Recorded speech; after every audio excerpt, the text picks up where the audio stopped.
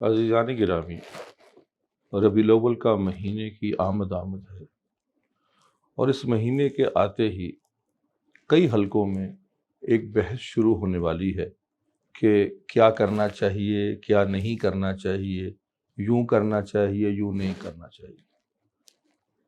تو آئیے ذرا غور سے سن لیں کہ کیا کچھ کرنا چاہیے اور کیا کچھ نہیں کرنا چاہیے۔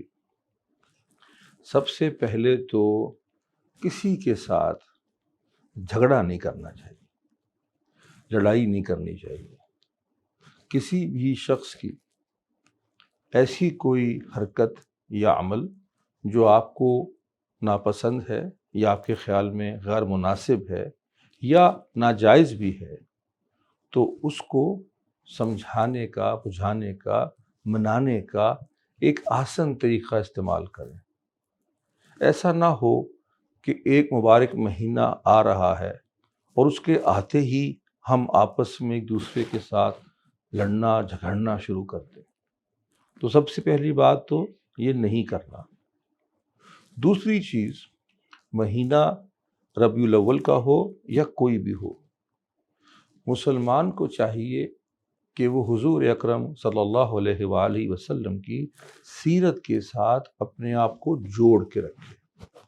جو پڑھ سکتا ہے اس کو پڑھے، جو کسی سے پڑھ سکتا ہے وہ اس سے پڑھے، جو کسی سے سن سکتا ہے وہ سنے، اور جو پڑھا سکتا ہے وہ پڑھائے۔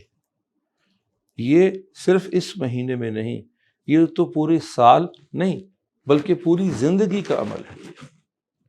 تو وہ چیز جس پہ ہم سب کو اتفاق ہے، کیوں نہ ہم وہی کام کریں اور اسی کی بات کریں، مل کے رہیں اور محبت سے رہیں۔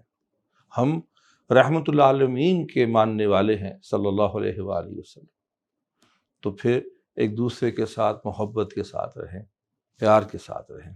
اللہ تعالی ہم سب کو، مسلمانوں کو، تمام مسلمانوں کو مل کر محبت کے ساتھ، اتفاق کے ساتھ رہنے کی توفیق نصیب فرمائے۔